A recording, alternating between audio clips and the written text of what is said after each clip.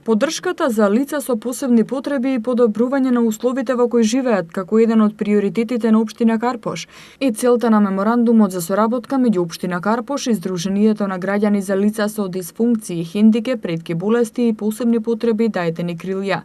Потписниците се обврзаа да имаат заеднички проект во насока на заштита на децата и лица со посебни потреби, унапредување на нивниот психофизички развој, социјализација и интегрирање во сите процеси.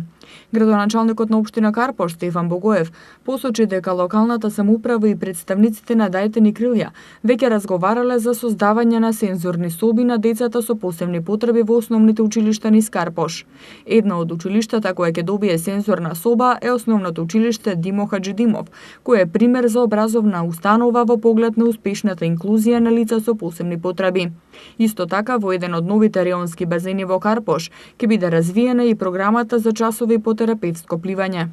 Станува збор за специјализирана соба за деца со посебни потреби, каде што ќе може да минуваат дел од своето време додека се на училиште и сето ова има за цел нивниот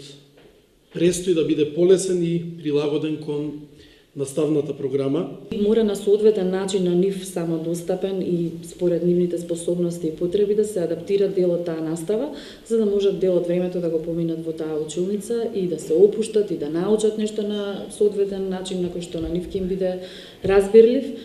Така да ова ќе биде голема поддршка, значи за целиот,